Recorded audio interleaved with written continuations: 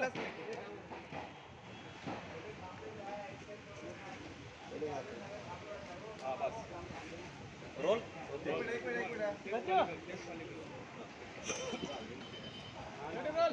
ज्याप्रमाणे विरोधी पक्षांच्या नेत्यांवरती ईडीची कारवाई होती, आज रोहित पवार गेले सुनावणीला ईडी मध्ये हजेरी लावली आहे त्यांनी. एकंदरीत विरोधी पक्षाच्या नेत्यांना टार्गेट केलं जात आहे असं यातून दिसतंय का? 100% दिसतं. ईडी, सीबीआय, इन्कम टॅक्स हे सगळे भारतीय जनता पार्टी विरोधकावर वापरत असलेले हत्यार आहेत.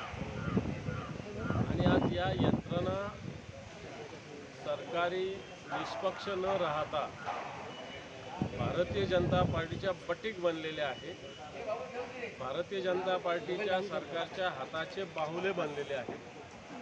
त्यामुळे राजकीयदृष्ट्या जे लोक यांना नकोसे वाटतात किंवा राजकीयदृष्ट्या समोरच्या सगळ्या महाविकास आघाडीच्या पक्षांना नामोहरम करण्याचा प्रयत्न याच्यातून निश्चित केंद्राचं सरकार, राज्याचं सरकार करतं आहे.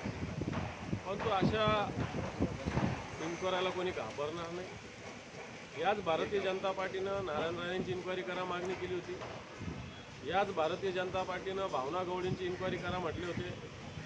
याच भारतीय जनता पार्टीनं सरनाईक, प्रताप सरनाईक यांची इन्क्वायरी मागितली होती. हसन मुश्रीफच्या घरावर तर यांनी धाड टाकलेली होती.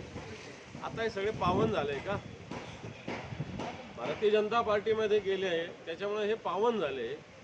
आणि जे भारतीय जनता पार्टीत जायला तयार नाही त्यांच्यावर ईडीच्या इन्क्वायरी. यशवंत जाधव इथल्या महानगरपालिकेचे सभापती होते स्टँडिंगचे, ते आता पावन झाले. यांच्या इन्क्वायऱ्या भारतीय जनता पार्टीच मागत होती. परंतु आज हे लोक भारतीय जनता पार्टीबरोबर सहभागी झाले म्हणून हे एकदम पवित्र झाले. आणि जे लोक भारतीय जनता पार्टीच्या दबावाला झुकायला तयार नाही त्यांच्याविषयी अशा पद्धतीनं चौकशा लावतात. परंतु सत्य बाहेर येत असतं. सत्याचा विजय आज नाही तर उद्या होईल.